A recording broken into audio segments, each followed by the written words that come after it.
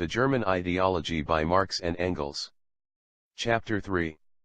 Saint Max. To rebellion. The criticism of society brings to an end the criticism of the old, holy world. By means of rebellion we make a leap into the new, egoistical world. We have already seen in logic what rebellion is in general. It is refusal to respect the holy. Here, however, rebellion acquires in addition a distinct practical character. Revolution equal holy rebellion. Rebellion equal egoistical or worldly revolution.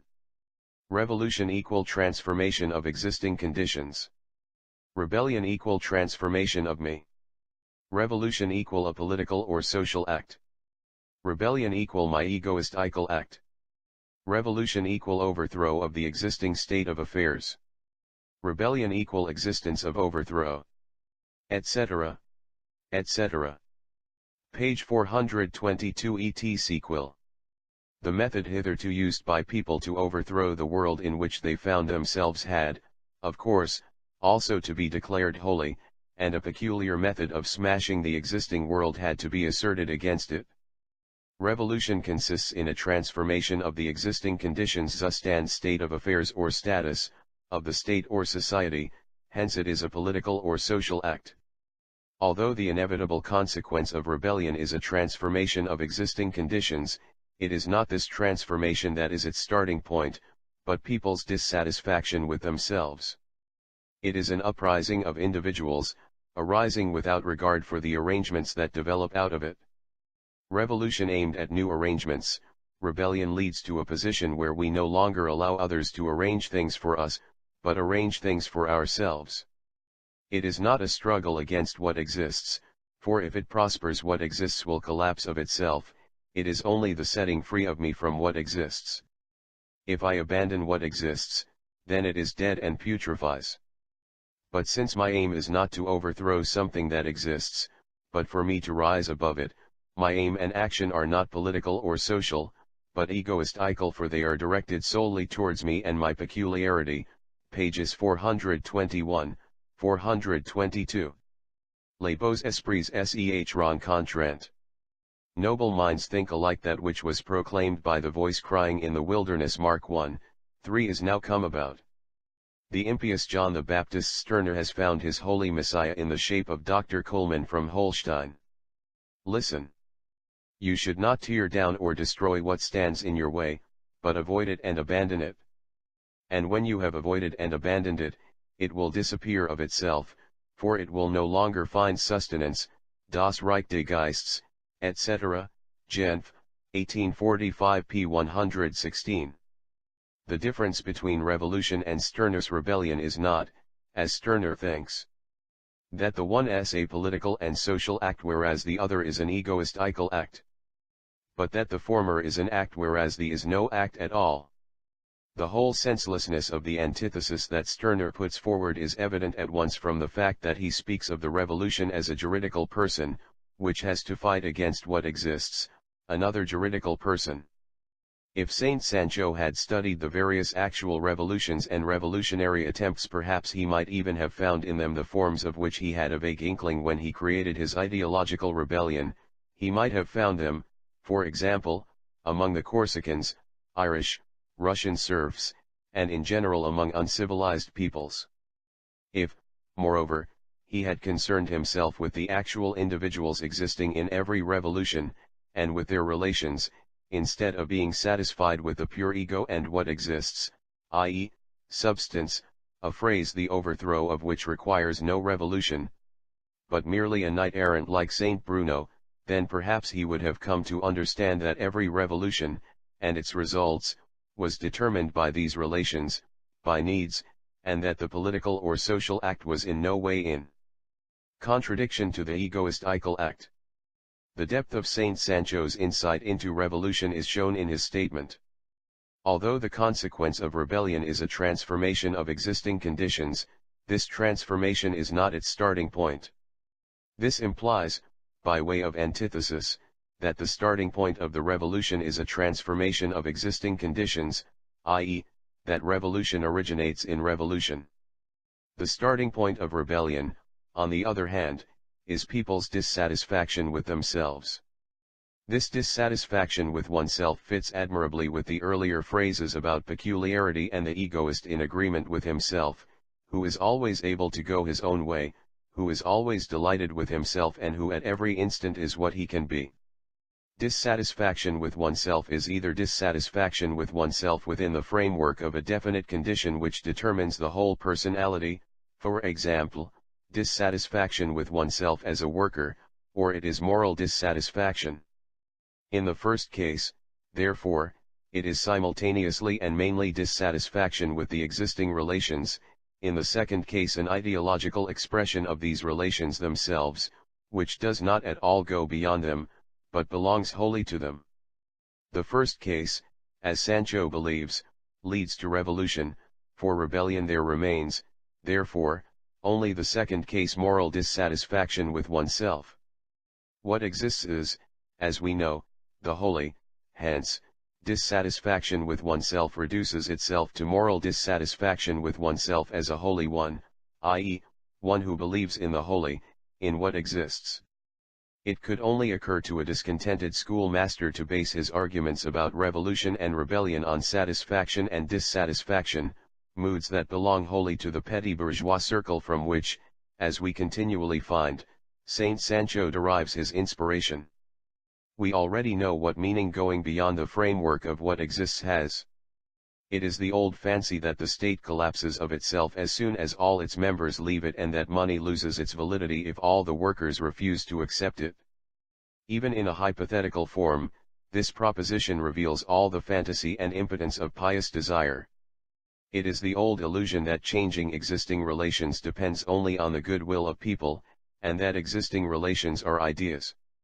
The alteration of consciousness divorced from actual relations, a pursuit followed by philosophers as a profession, i.e., as a business, is itself a product of existing relations and inseparable from them.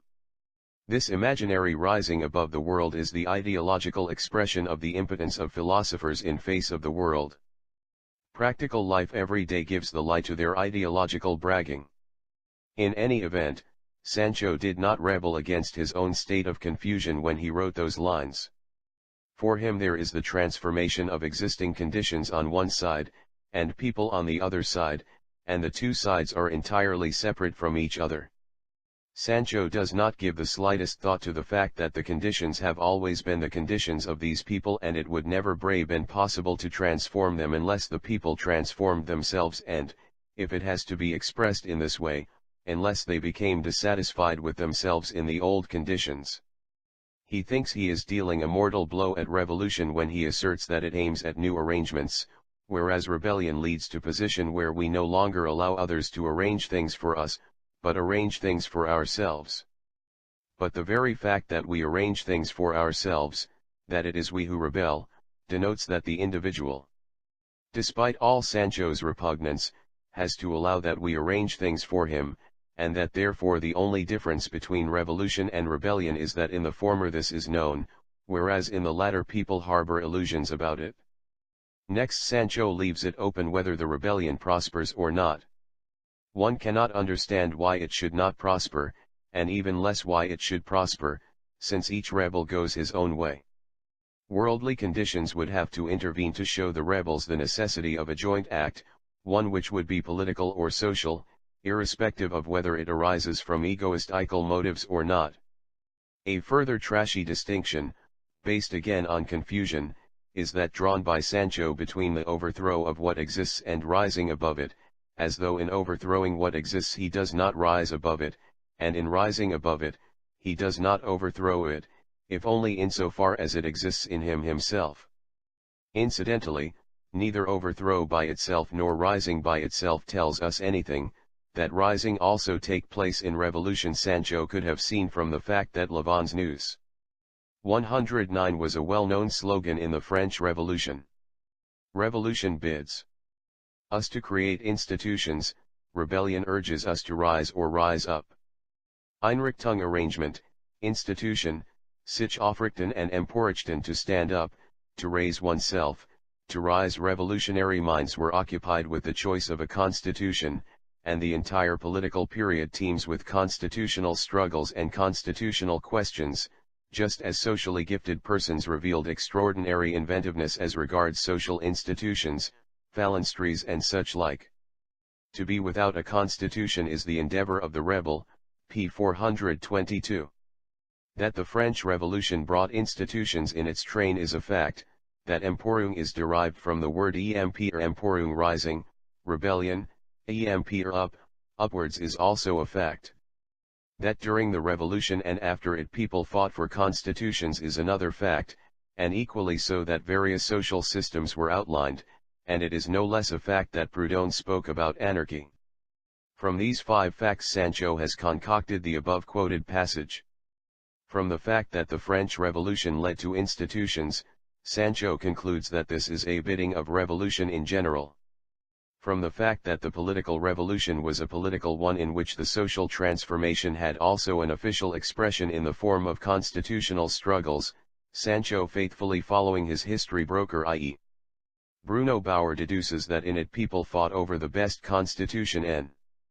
To this discovery he links, by means of the words just as, a mention of social systems. In the epoch of the bourgeoisie, people occupied themselves with constitutional questions, just as in recent times various social systems have been devised. This is the train of thought in the above quoted passage. It follows from what was said above against Feuerbach that previous revolutions within the framework of division of labor were bound to lead to new political institutions. It likewise follows that the communist revolution, which removes the division of labor, ultimately abolishes political institutions, and, finally, it follows also that the communist revolution will be guided not by the social institutions of inventive socially gifted persons, but by the productive forces. But to be without a constitution is the endeavor of the rebel. He who is born free, who is from the outset rid of everything, endeavors at the end of time to get rid of the constitution. It should be mentioned also that all sorts of earlier illusions of our bonhomme contributed to Sancho's concept of rebellion. They include, among others, his belief that the individuals who make a revolution are linked by some ideal bond and that their raising the standard of revolt is limited to inscribing on it a new concept. Fixed idea, spectre, or apparition the holy. Sancho makes them get this ideal bond out of their heads, whereby in his imagination they become a disorderly mob which can now only rebel. In addition, he has heard that competition is a war of all against all, Hobbes, deceive, and this proposition, mixed with his desanctified revolution, constitutes the main factor of his rebellion. When, for the sake of clarity, I try to think of a comparison, there comes to my mind, against my expectation, the foundation of Christianity, p. 423. Christ, we learn here, was not a revolutionary but a rebel who rose. Therefore, he was concerned about one thing alone, be ye wise as serpents. Ibid. In order to suit the expectation and the alone of Sancho, the second half of the biblical text quoted, Matthew 10:16, and harmless as doves ought not to exist. Christ has to figure here for the second time as a historical person in order to play the same role as the Mongols and Negroes played above. Whether Christ is meant to clarify the rebellion or the rebellion to clarify Christ is not known. The Christian German gullibility of our saint is concentrated in the statement that Christ drained the sources of life of the entire heathen world, and without them, this ought to read, without him, the existing state was anyway bound to wither, p. 424. A withered flower of pulpit eloquence. See above on the ancients. For the rest, credo ut intelligam, I believe in order to understand. Anselm of Canterbury, or, in order to find a comparison for the sake of clarity. Countless examples have already shown us that everywhere nothing but sacred history comes into our saint's mind and, indeed, in precisely those passages where the reader has not expected it. Against expectation it occurs to him again even in the commentary, where Sancho on page 154 makes the Judaic reviewers in ancient Jerusalem exclaim in opposition to the Christian definition God is love. Thus you see that it is heathen God that is proclaimed by the Christians, for if God is love, then he is the God Amor, the God of love. Against expectation, however, the New Testament was written in Greek, and the Christian definition reads, Okios agaph estin, God is love, 1 John 4:16, whereas the God Amor, the God of love, is called Eros. Sancho has, therefore, still to explain how it is that the Judaic reviewers were able to achieve the transformation of agaph into Eros. In this passage of the commentary, Christ again, for the sake of clarity, is compared with Sancho, and at any rate it must be admitted that they have a striking resemblance to each other. Both are corpulent beings, and the joyful heir at least believes in the existence, or the uniqueness, of both of them. Sancho is the modern Christ. At this fixed idea of his the whole historical construction is aimed. The philosophy of rebellion, which has just been presented to us in the form of bad antitheses and withered flowers of eloquence, is in the final analysis only a boastful apology for the parvenu system. Parvenu, emporkamling, emporgkaminer, emperpon on Sterner synonymy, emporkamling upstart, emporghumaner one who has raised himself up, and emper rebel. Every rebel in his egoistical act is faced by a particular existing reality, over which he endeavors to rise, without regard to the general conditions. He strives to get rid of the existing world only insofar as it is a fetter. For the rest, he endeavors, on the contrary, to appropriate it. The weaver who rises to become a factory owner thereby gets rid of his loom and abandons it. For the rest, the world goes on as before, and our prosperous rebel offers to others only the hypocritical moral demand that they should become parvenus like himself. Thus, all Sterner's belligerent rhodomontades end in moral deductions from Gellert's fables and speculative interpretations of middle-class wretchedness. So far we have seen that rebellion is anything you like, except action.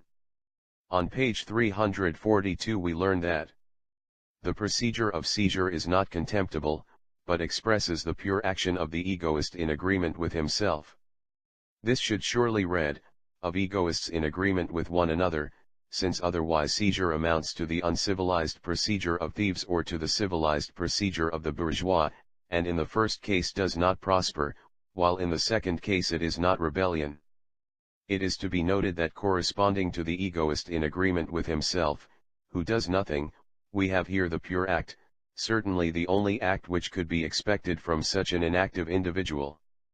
We learn by the way what created the plebs, and we can be sure in advance that it was created by a dogma, and faith in that dogma, in the holy, a faith which here for a change appears as consciousness of sin. Seizure is a sin, a crime. This is the dogma that alone creates a plebs. The old consciousness of sin alone is to blame, p. 342. The belief that consciousness is to blame for everything is his dogma, which makes him a rebel and the plebs a sinner. In contrast to this consciousness of sin, the egoist incites himself, respectively the plebs, to seizure as follows. I tell myself, where my power extends, that is my property, and I claim as my property everything that I feel strong enough to reach, etc., p. 340. Thus, Saint Sancho tells himself that he wants to tell himself something, calls on himself to have what he has, and formulates his real relation as a relation of power, a paraphrase which in general is the secret of all his rhodomontades. See logic. Then he who at each instant is what he can be, and therefore has what he can have, distinguishes his realized, actual property, which he has in his capital account, from his possible property, his unrealized feeling of strength, which he enters in his profit and loss account. This is a contribution to the science of bookkeeping of property in the extraordinary sense. The meaning of his solemn telling was revealed by Sancho in a passage already quoted. I tell myself, then that is, properly speaking, empty talk. Sancho continues. Egoism says to the propertyless plebs, in order to exterminate it, seize and take what you need. p. 341. How empty this talk is can be seen at once from the following example. I as little regard the wealth of the banker as something alien, as Napoleon did the lands of the kings. I is suddenly transformed into we, are not at all afraid to conquer this wealth, and we also seek the means to do so. Thus, we divest it of its alien character which we were afraid of, p. 369. How little Sancho has divested the wealth of the banker of its alien character he proves at once by his well-meaning advice to the plebs to conquer it by seizure. Let him seize and see what is left in his hands. Not the wealth of the banker but useless paper, the corpse of that wealth which is no more wealth than a dead dog is a dog. The wealth of the banker is wealth only in the framework of the existing relations of production and intercourse and can be conquered only in the conditions of these relations and with the means which are valid for them. And if Sancho were to turn to some other wealth, he would find that the prospect was no better. Thus, the pure act of the egoist in agreement with himself amounts in the final analysis to an extremely impure misunderstanding. That is where one can get with the spectre of the holy. Having told himself what he wanted to tell himself, Sancho makes the rebellious pleb say what he has prompted it to say. The fact is that in case of a rebellion he has drawn up a proclamation together with instructions as to its use, which should be posted up in all village alehouses and distributed throughout the countryside. The proclamation claims a place in Der Hink and Bottle 110 and in the Duchy of Nassau's Country Almanac. For the time being Sancho's tendencies incendiaires are limited to the countryside, to propaganda among agricultural laborers and dairy maids, not touching the towns, which is a further proof of the extent to which he has divested large-scale industry of its alien character. Nevertheless, we should like here to give as detailed an account as possible of this valuable document, which ought not to be lost, in order to contribute to the spread of a well-deserved fame insofar as it lies in our power. Wigand, p. 191. The proclamation is printed on page 358 et sequel of the book and begins as follows. But what is it due to that your property is safe, you privileged ones? It is due to the fact that we refrain from attacking, consequential, it is due to our protection. It is due to the fact that you use force against us. First, it is due to the fact that we refrain from attacking, i.e., to the fact that we use force against ourselves, and then to the fact that you use force against us. Cela va merveille. Let us continue. If you desire our respect, then buy it at a price acceptable to us. We only want good value. First, the rebels want to sell their respect at an acceptable price, and then they make good value the criterion of the price. First an arbitrary price, then a price determined independently of arbitrariness by commercial laws, by the costs of production and the relation between supply and demand. We agree to leave you your property provided you properly compensate this leaving. You will shout about force if we help ourselves. Without force we shall not get them, i.e., the oysters that the privileged enjoy. We intend taking nothing from you, nothing at all. First we leave it to you, then we take it away from you and have to use force, and finally we prefer taking nothing from you after all. We leave it to you in the event of your giving it up yourself, in a moment of enlightenment, the only one we have, we see that this leaving amounts to helping oneself and use of force, but in the end we cannot be reproached with taking anything from you. And there the matter must rest. We toil for 12 hours in the sweat of our brows and you offer us a few pence for it. In that case you should take an equal amount for your work too. No equality at all. The rebellious agricultural laborers reveal themselves as true Sternerian creations. You do not like that? You imagine that our work is more than adequately paid with those wages, but that yours, on the other hand, deserves a wage of several thousand. But if you did not put such a high value on your work and allowed us to realize a better value for ours, we would, if need be, achieve something more important than you do for many thousand thaler, and if you received only such wages as ours, you would soon become more diligent in order to earn more. If you were to do something that appears to us to be 10 and 100 times more valuable than our own work, you good and faithful servant, then you should get 100 times more for it. We, for our part, are also thinking of making you things for which you will pay us more than the usual daily wage. First, the rebels complain that they are paid too little for their work. At the end, however, they promise that only if they receive a higher daily wage, they will perform work for which it will be worth paying more than the usual daily wage. Further, they believe they would achieve extraordinary things if only they were to receive better wages, although at the same time they expect extraordinary achievements from the capitalist only if his wage is reduced to the level of theirs. Finally, after having performed the economic feat of transforming profit, this necessary form of capital, without which they would perish together with the capitalist, into wages, they perform the miracle of paying 100 times more than they receive for their own work, i.e., 100 times more than they earn. This is the meaning of the above phrase, if Sterner means what he says. But if this is only a stylistic error on his part, if the rebels intend jointly to offer the capitalist 100 times more than each of them earns, then Sterner is only making them offer the capitalist what each capitalist already has nowadays. For it is clear that the work of the capitalist, in combination with his capital, is worth 10 or 100 times more than that of a single person who is merely a worker. Hence in this case, as always, Sancho leaves everything as it was before.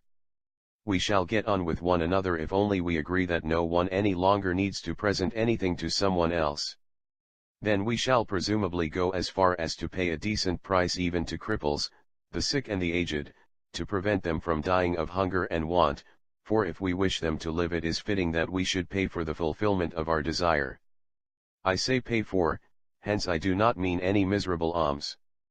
This sentimental episode about cripples, etc., is intended to prove that Sancho's rebellious agricultural laborers have already risen to those heights of middle-class consciousness where they do not wish to present anything or be presented with anything, and where they consider that the dignity and interests of the two parties in a relation are assured as soon as this relation is turned into a purchase.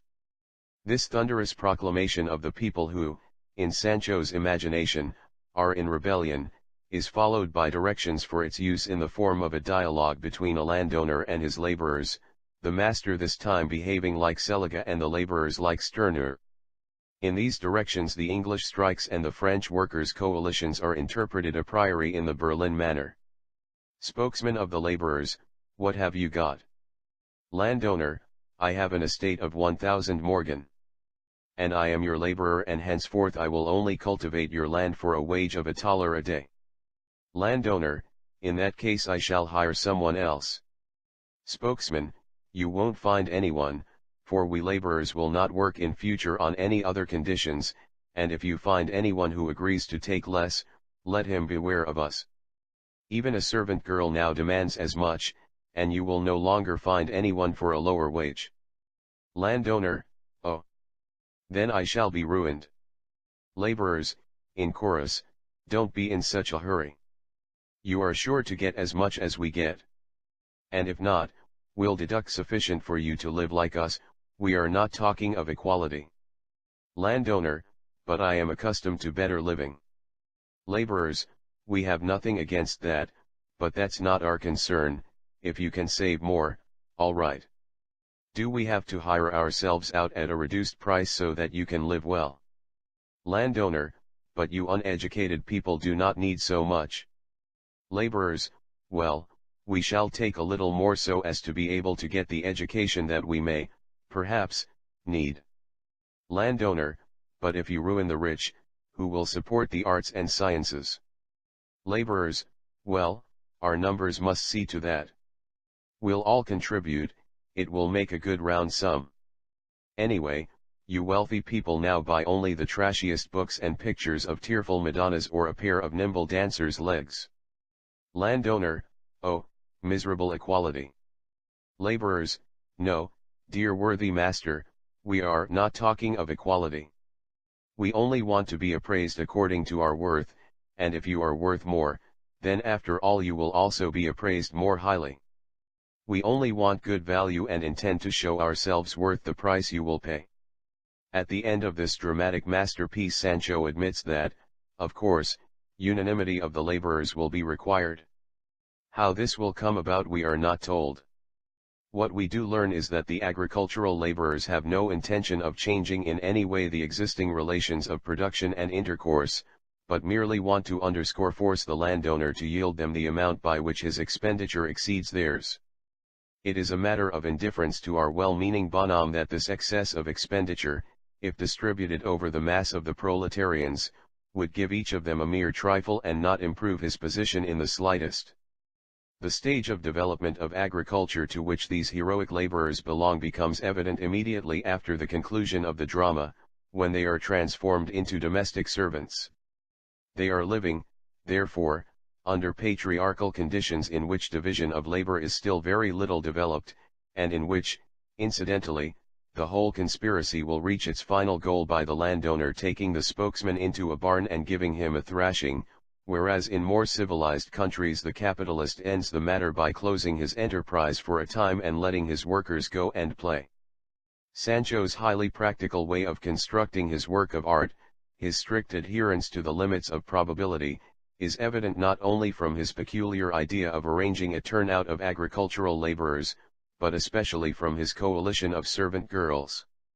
And how complacent to imagine that the price of corn on the world market will depend on the wage demands of these agricultural laborers from further Pomerania and not on the relation between supply and demand. A real sensation is caused by the surprising discourse of the laborers about literature, the latest art exhibition and the fashionable dancer of the day, surprising even after the unexpected question of the landowner about art and science. They become quite friendly as soon as they touch on this literary subject, and for a moment the harassed landowner even forgets his threatened ruin in order to demonstrate his devotion to art and science. Finally the rebels give him an assurance of their upright character and make the reassuring statement that they are guided neither by vexatious interests nor subversive tendencies, but by the highest moral motives. All they ask is price according to worth, and they promise on their honor and conscience to be worthy of the higher price. All this has the sole aim of ensuring for each his own, his honest and fair earnings, honestly earned pleasure. That this price depends on the state of the labor market, and not on the moral rebellion of a few literary-minded agricultural laborers, is, of course, a fact which our worthy folk could not be expected to know. These rebels from further Pomerania are so modest that despite their unanimity, which gives them the power to do something very different, they prefer to remain servants with the wage of $1 a day as their highest desire. It is quite consistent, therefore, that they do not cross-examine the landowner, who is in their power, but he cross-examines them. The firm spirit and strong self-consciousness of the domestic servant find expression also in the firm, strong language in which he and his comrades speak. Perhaps well our numbers must see to that a good round sum, dear worthy master, after all. Previously we read in the proclamation, if need be we are thinking of making perhaps, maybe, etc. One would think that the agricultural laborers had also mounted the wonderful steed Clavelina.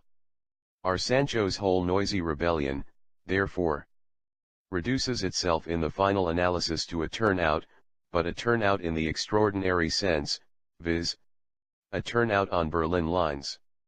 Whereas in civilized countries the real turnout plays a smaller and smaller role in the labor movement, because the more widespread association of workers leads to other forms of action, Sancho tries to depict the petty bourgeois caricature of a turnout as the ultimate and highest form of the world historic struggle.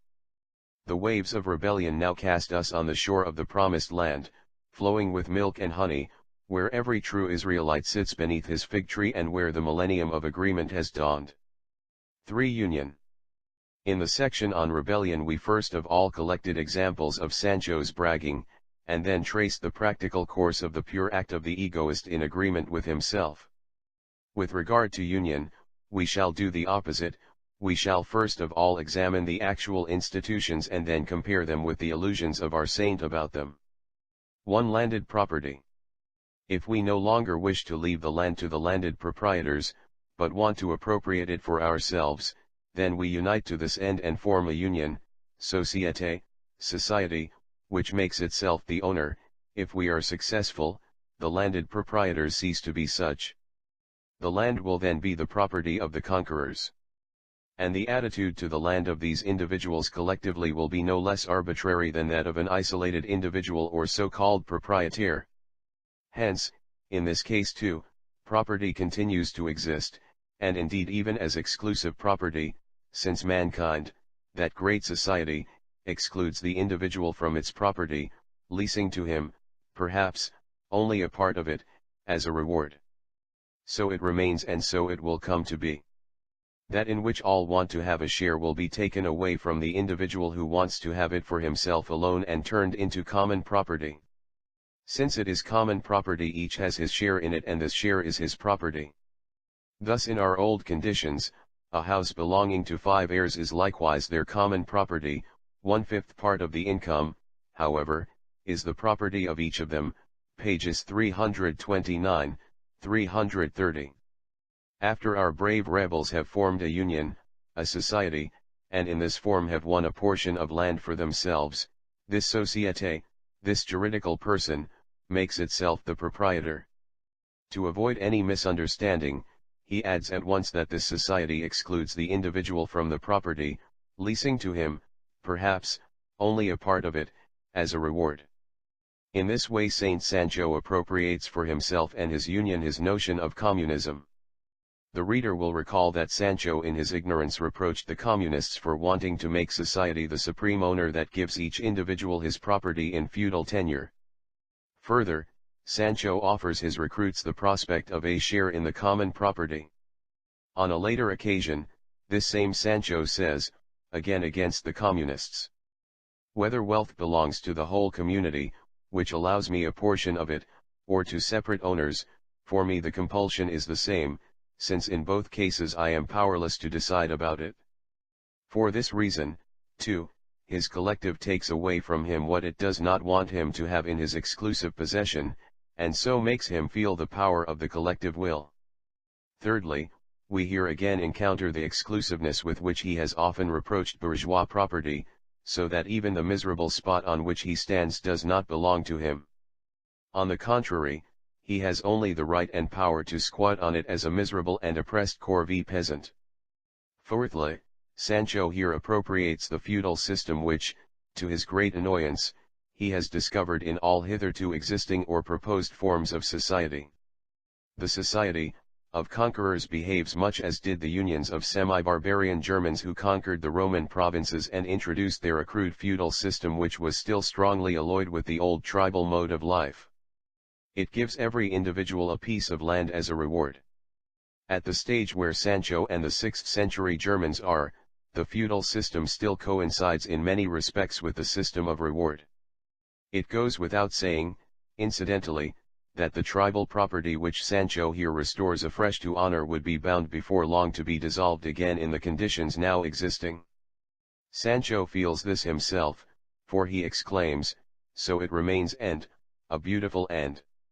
So it will come to be," and finally, he proves by his great example of the house belonging to 5 heirs that he has not the slightest intention of going outside the framework of our old relations. His whole plan for the organization of landed property has only the aim of leading us by historical detour back to petty bourgeois hereditary tenure and the family, property of German imperial towns. Of our old relations, i.e., those now existing, Sancho has appropriated only the legal nonsense that individuals, or proprietaires, behave arbitrarily in relation to landed property. In the Union, this imagined arbitrariness is to be continued by society. To the Union it is so much a matter of indifference what happens to the land that perhaps society leases plots of land to individuals, or perhaps not. All that is quite immaterial. Sancho, of course, cannot know that a definite structure of agriculture is linked low a definite form of activity and determined by a definite stage of the division of labor. But anyone else can see how little the small corvée peasants, as proposed here by Sancho, are in a position where each of them can become an omnipotent ego, and how little their ownership of a miserable plot of land resembles the greatly praised ownership of everything. In the real world, the intercourse of individuals depends on their mode of production, and therefore Sancho's perhaps completely overthrows perhaps his whole union. But perhaps, or rather undoubtedly, there emerges here Sancho's real view concerning intercourse in the union, namely, the view that the basis of egoistical intercourse is the holy. Sancho brings to light here the first institution of his future union. The rebels who strove to be without a constitution, arrange things for themselves, by choosing for themselves a constitution of landed property. We see that Sancho was right in not placing any brilliant hopes in new institutions. At the same time, however, we see that he ranks highly among the socially gifted persons and is extraordinarily inventive in regard to social institutions. 2. Organization of labor. The organization of labor concerns only such work as can be done for us by others, such as cattle slaughtering, plowing, etc. Other work remains egoistical because, for example, no one can compose your music for you, complete the sketches for your paintings, etc. No one can do Raphael's works for him. These are works of a unique individual which only this unique person is capable of producing, whereas the former work deserves to be called human. On page 356 this is made identical with generally useful, since peculiarity is of little consequence here and almost every person can be trained to do it. P. It is always expedient for us to come to an agreement about human labor, in order that it should not claim all our time and effort, as is the case under competition. For whom, however, should time be gained? For what purpose does a human being need more time than is required to restore his exhausted labor power? To this communism gives no reply. For what purpose? In order to enjoy himself as the unique, having done his share as a human being, pages 356, 357. Through work I can fulfill the official duties of a president, minister, etc. These posts require only a general education, namely, the education that is generally accessible. Although, however, anyone could occupy these posts, it is only the unique power of the individual, peculiar to him alone, that gives them, as it were, life and significance. For performing his duties not as an ordinary man would do, but by exerting the power of his uniqueness, he does not get paid, if lie is paid only as an official or minister. If he has acted to your satisfaction, and you wish for your benefit to retain this power of the unique person, which is worthy of gratitude, then you ought to pay him not simply as a man who performs a merely human task, but as one who accomplishes something unique, pages 362, 363. If you are in a position to afford joy to thousands of people, then thousands will remunerate you for it is in your power not to do it and therefore they have to pay you for the fact that you do it. P. 351. One cannot establish any general rate of payment forms, uniqueness, as can be done for work I perform as a man. Only for the latter can a tariff be fixed. Therefore you may fix a general tariff for human work, but do not deprive your uniqueness of what is due to it. P. 363. As an example of the organization of labor in the Union, the public bakeries already mentioned are cited on page 365. Under the conditions of Vandal parcellation presupposed above, these public institutions must be a real miracle. First of all, human labor must be organized and thereby shortened so that Brother Straubinger, 111 having finished his work early, can enjoy himself as the unique, p. 357, but on page 363 the enjoyment of the unique one is reduced to his extra earnings. On page 363 it is stated that the vital activity of the unique person does not have to take place subsequently to human labor, the latter can be performed as unique labor, and in that case it requires an additional wage. Otherwise the unique one, who is interested not in his uniqueness but in a higher wage, could shelve his uniqueness and to spite society be satisfied with acting as an ordinary person, at the same time playing a trick on himself. According to page 356, human labor coincides with generally useful labor, but according to pages 351 and 363 unique labor shows its worth by being paid for additionally as generally useful or, at least, useful to many people. Thus, the organization of labor in the Union consists in the separation of human labor from unique labor, in the establishment of a tariff for the former and in haggling for an additional wage for the latter. This addition is again twofold, one part being for the unique performance of human labor and the other for the unique performance of unique labor. The resulting bookkeeping is the more complicated because what was unique labor yesterday, for example, spinning cotton thread number 200, becomes human labor today, and because the unique performance of human labor requires a continual mouchardiri spying upon oneself in one's own interest and universal mouchardiri in the public interest. Hence this whole great organizational plan amounts to a wholly petty bourgeois appropriation of the law of supply and demand, which exists at present and has been expounded by ale economists. The law which determines the price of those types of labor that Sancho declares unique, for example, that of a dancer, a prominent physician or lawyer, he could have found already explained by Adam Smith, and a tariff fixed for it by the American Cooper. Modern economists explain on the basis of this law the high payment for what they call travail improductive and the low wages of the agricultural day laborer, and in general all inequalities in wages. Thus, with God's help, we have again arrived at competition, but a competition which has so much come down in the world that Sancho can propose a fixed rate, the establishment of wages by law, as was the case of old in the 14th and 15th centuries. It deserves mention also that the idea which Sancho puts forward here is also to be found as something completely new in the Herr Messiah Dr. George Coleman of Holstein.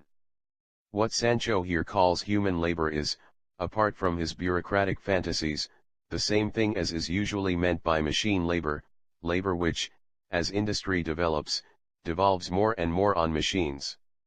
True, because of the above described organization of land ownership, machines are an impossibility in the Union and therefore the corvée peasants in agreement with themselves prefer to reach an agreement with one another about this work. As regards presidents and ministers, Sancho, this poor localized being, as Owen puts it, forms his opinion only by his immediate environment.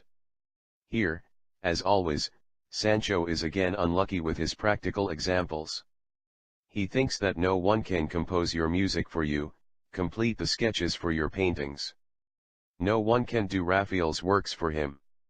Sancho could surely have known, however, that it was not Mozart himself, but someone else who composed the greater part of Mozart's Requiem and finished it, 112, and that Raphael himself completed only an insignificant part of his own frescoes.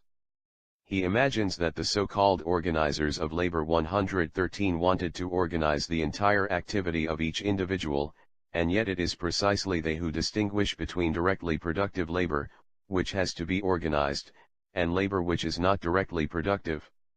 In regard to the latter, however, it was not their view, as Sancho imagines, that each should do the work of Raphael, but that anyone in whom there is a potential Raphael should be able to develop without hindrance.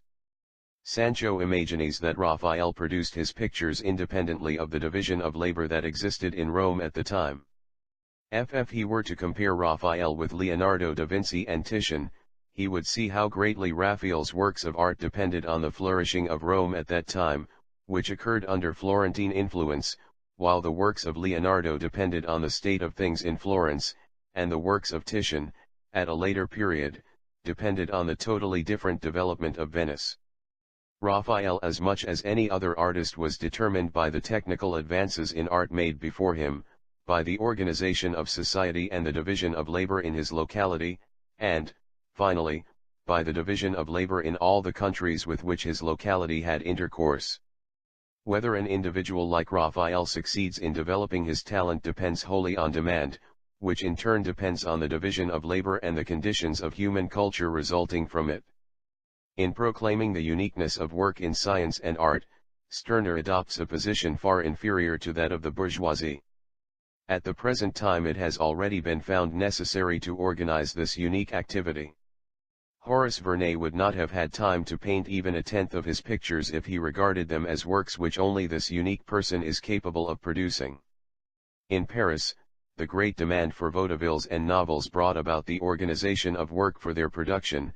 This organization at any rate yields something better than its unique competitors in Germany. In astronomy, people like Arago, Herschel, Inck and Bessel considered it necessary to organize joint observations and only after that obtain some moderately good results. In historical science, it is absolutely impossible for the unique to achieve anything at all, and, in this field, too, the French long ago surpassed all other nations thanks to organization of labor. Incidentally, it is self-evident that all these organizations based on modern division of labor still lead to extremely limited results, and they represent a step forward only compared with the previous narrow isolation. Moreover, it must be specially emphasized that Sancho confuses the organization of labor with communism and is even surprised that communism gives him no reply to his doubts about this organization. Just like a Gascon village lad is surprised that Arago cannot tell him on which star God Almighty has built his throne. The exclusive concentration of artistic talent in particular individuals, and its suppression in the broad mass which is bound up with this, is a consequence of division of labor.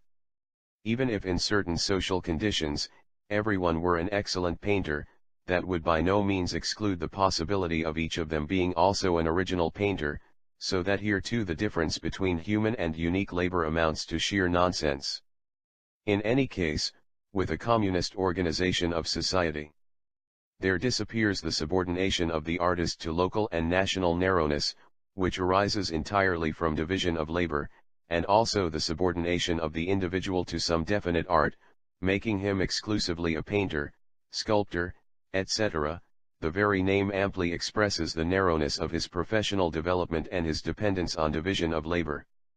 In a communist society there are no painters but only people who engage in painting among other activities. Sancho's organization of labor shows clearly how much all these philosophical knights of substance content themselves with mere phrases. The subordination of substance to the subject about which they all talk so grandiloquently, the reduction of substance which governs the subject to a mere accident of this subject, is revealed to be mere empty talk.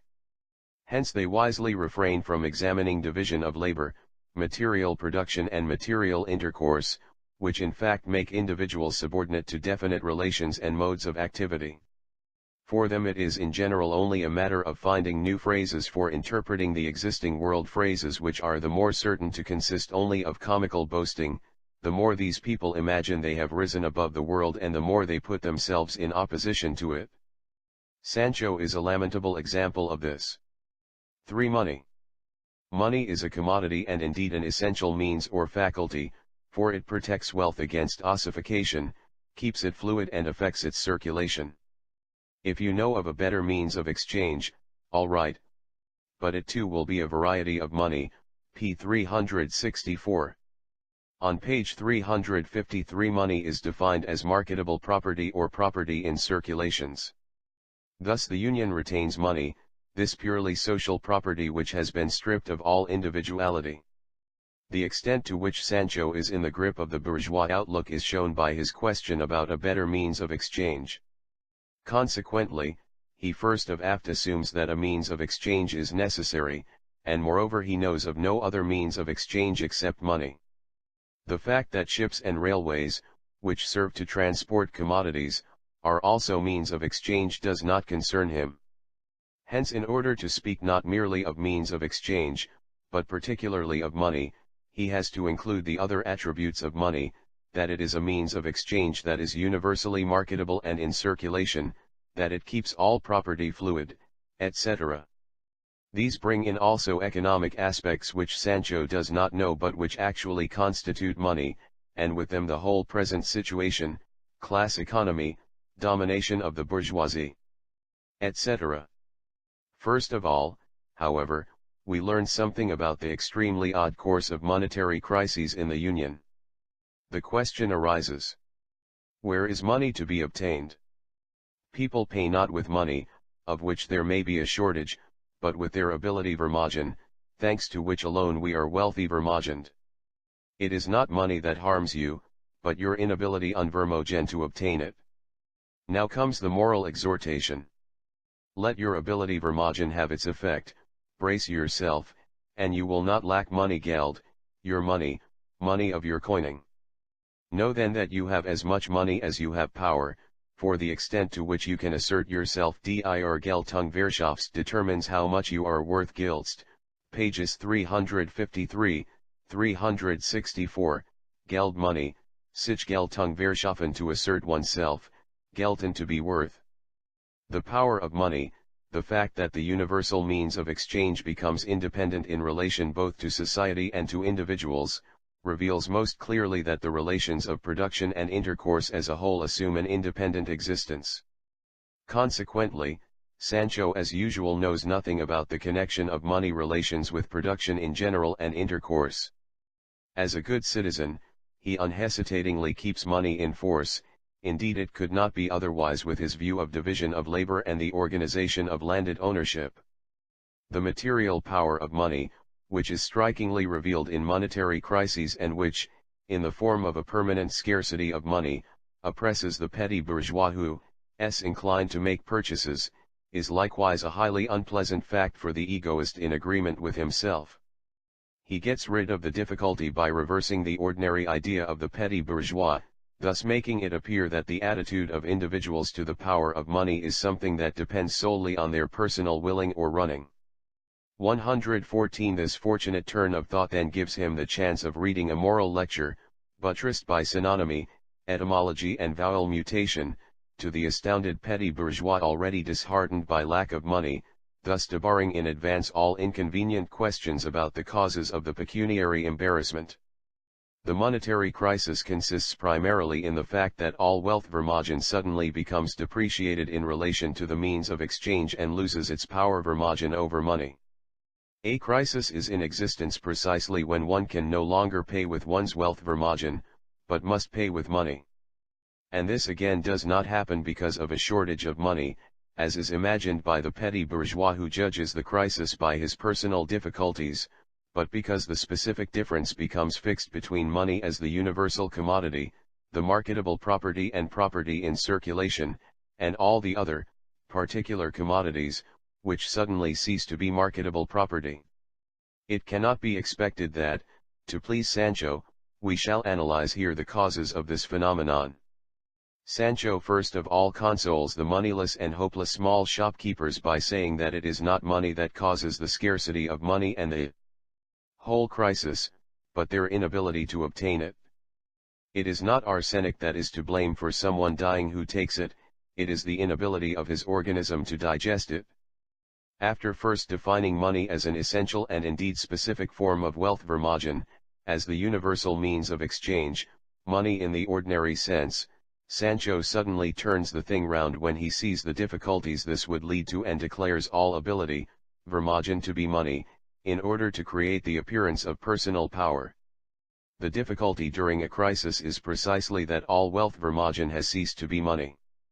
Incidentally, this amounts to the practice of the bourgeois who accepts all wealth as means of payment so long as it is money, and who only begins to raise difficulties when it becomes difficult to turn this wealth into money, in which case he also ceases to regard it as wealth. Further, the difficulty in time of crisis is precisely that you, petty bourgeois, whom Sancho addresses here, can no longer put into circulation the money of your coining, your bills of exchange, but you are expected to pay with money, not coined by you and which shows no evidence that it has passed through your hands. Finally, Sterner distorts the bourgeois motto "you are worth as much as the money you possess" into "you have as much money as you are worth," which alters nothing, but only introduces an appearance of personal power and thus expresses the trivial bourgeois illusion that everyone is himself to blame if he has northeast money. Thus Sancho disposes of the classic bourgeois saying, "El argent n'a pas de maître," money has no master, and can now mount the pulpit and exclaim, "Let your ability have its effect, brace yourself, and you will not lack money. Je ne connais pas de louer la bourse aux face les transfers de bonnes intentions." I do not know a place at the stock exchange where people trade in good intentions. He had but to add, obtain credit, knowledge is power, it is harder to earn the first $1 than the last $1,000,000, be moderate and save your money and, most important of all, do not multiply overmuch, etc. to reveal not one ass's ear, but both at once. In general, the man for whom everyone is what he can be and does what he can do, ends all chapters with moral exhortations. The monetary system in Sternness Union is, therefore, the existing monetary system expressed in the euphemistic and gushingly sentimental manner of the German petty bourgeois. After Sancho has paraded in this way with the ears of his ass, Don Quixote Seliga draws himself up to his full height and delivers a solemn speech about the modern knight-errant, in the course of which money is transformed into Dulcinea del Toboso and the manufacturers and commerciants en masse into knights, namely, into chevaliers d'industrie. The speech has also the subsidiary aim of proving that because money is an essential means, it is also essentially a daughter *, and he stretched out his right hand and said, "On money depends fortune and misfortune." In the bourgeois period it is a force because like a maiden, a dairymaid, per appositionem Dulcinea, it is only wooed but is not indissolubly joined in marriage to anyone. All the romance and chivalry of wooing a dear object is revived in competition. Money, an object of ardent desire, is abducted by the bold chevaliers d'industrie, p. 364. Sancho has now arrived at a profound explanation why money in the bourgeois epoch is a power, namely, because in the first place fortune and misfortune depends on it and, secondly, because it is a maiden. He has further learned why he can lose his money, namely, because a maiden is not indissolubly joined in marriage to anyone. Now the poor wretch knows where he stands. Seliga, who has thus made the burgher into a knight, now in the following way makes the communist into a burgher and indeed into a burgher husband. He on whom fortune smiles leads the bride home. The ragamuffin is fortunate, he takes her into his household, society, and destroys the maiden. In his home she is no longer a bride, but a wife, and her maiden name disappears with her maidenhood. As a housewife, the money maiden is called labor, for labor is the name of the husband. She is the property of the husband. To complete the picture, the child of labor and money is again a girl, essentially a daughter, an unmarried girl. Has Seliga ever known of a girl coming married out of the maternal womb? And therefore money, according to the above proof that all money is an unmarried girl, it is self-evident that all unmarried girls are money, therefore money, but having its definite descent from labor, its father, tout recherche de la paternité est interdite. Any investigation regarding paternity is forbidden. The formula used in Article 340 of the Code Napoleon. The shape of the face, the image, bears a different stamp, pages 364, 365. This story of marriage, burial and baptism is surely of itself sufficient proof that it is essentially a daughter of Seliga, and indeed a daughter of definite descent. Its ultimate basis, however, lies in the ignorance of his former stableman, Sancho. This is clearly seen at the end, when the orator is again anxiously concerned about the coining of money, thereby betraying that he still considers that coins are the most important medium of circulation. If he had taken the trouble to examine a little more closely the economic relations of none why, instead of weaving a beautiful leafy bridal wreath for it, he would have known that without mentioning state securities, shares, etc., the major part of the medium of circulation consists of bills of exchange, whereas paper money forms a comparatively small part, and coin a still smaller part. In England, for example, 15 times as much money circulates in the form of bills of exchange and banknotes as in the form of coin. And even as regards coin, it is determined exclusively by the costs of production, i.e., labor.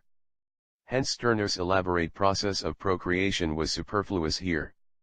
Seliga's solemn reflections about a means of exchange based on labor but, nevertheless, different from the money of today, which he claims to have discovered among certain communists, only prove once again the simplicity with which our noble couple believe everything they read without even examining it. When the two heroes ride homewards after this knightly and romantic campaign of wooing, they are bringing back no fortune, still less the bride, and least of all money, but at best one ragamuffin is bringing home the other. 4. State. We have seen that Sancho retains in his union the existing form of land ownership, division of labor and money, in the way in which a petty bourgeois conceives these relations in his imagination. It is clear at a glance that with such premises Sancho cannot do without the state. First of all, his newly acquired property will have to assume the form of guaranteed, legal property. We have already heard his words. That in which all want to have a share will be taken away from the individual who wants to have it for himself alone, p. 330. Here, therefore, the will of the whole community is enforced against the will of the separate individual. Since each of the egoists in agreement with themselves may turn out to be not in agreement with the other egoists and thus become involved in this contradiction, the collective will must also find some means of expression in relation to the separate individuals. And this will is called the will of the state, p. 257. Its decisions are then legal decisions. The enforcement of this collective will in its turn requires repressive measures and public power.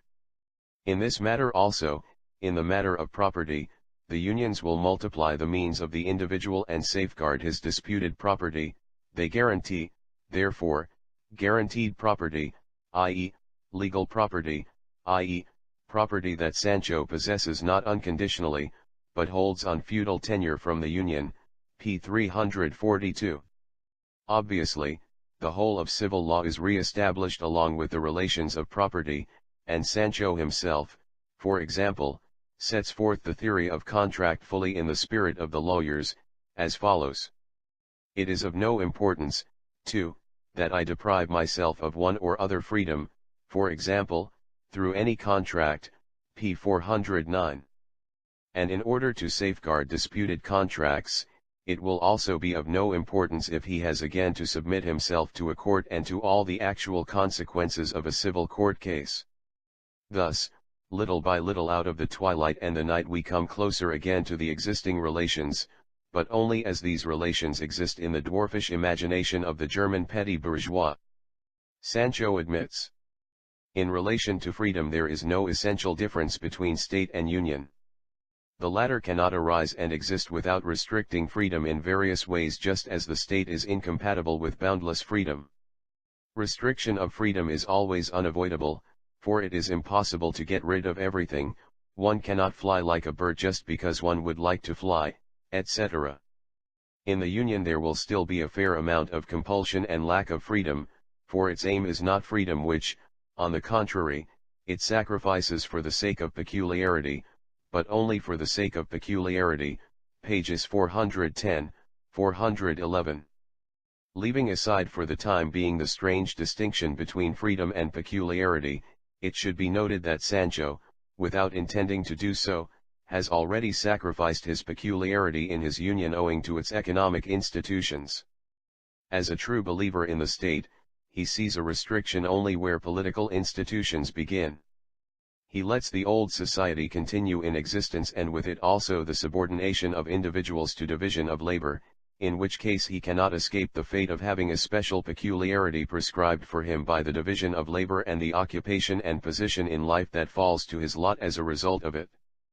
If, for example, it fell to his lot to work as an apprentice fitter in Willenhall, 115, then the peculiarly imposed on him would consist in a twisted hip bone resulting in a game leg.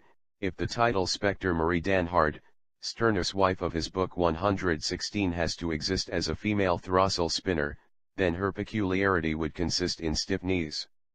Even if our Sancho continues his old vocation of a corvée peasant, already assigned to him by Cervantes, and which he now declares to be his own vocation, which he calls upon himself to fulfill, then, owing to division of labor and the separation of town and countryside, he will have the peculiarity of being a purely local animal cut off from all world intercourse and, consequently, from all culture.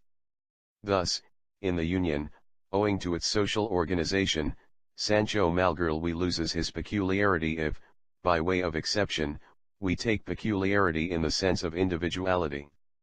That owing to its political organization, he then surrenders his freedom as well is quite consistent and only shows still more clearly how much he strives to retain the present state of affairs in his union. Thus, the essential distinction between freedom and peculiarity constitutes the difference between the present state of affairs and the union. We have already seen how essential this distinction is. The majority of the members of the union, too, will possibly not be particularly embarrassed by this distinction and will hasten to decree their riddance from it, and if Sancho is not satisfied with that, they will show him on the basis of his own book that, firstly, there are no essences, but that essences and essential differences are the holy, secondly, that the union does not have to trouble about the nature of the matter and the concept of the relation, and, thirdly, that they in no way encroach on his peculiarity but only on his freedom to express it? They will perhaps prove to him, if it is his endeavor to be without a constitution, that they restrict only his freedom by putting him in prison, striking blows at him, or tearing off his leg, and that he remains pertuit tugers peculiar, so long as he is still able to show the signs of life of a polyp, an oyster or even a galvanized dead frog.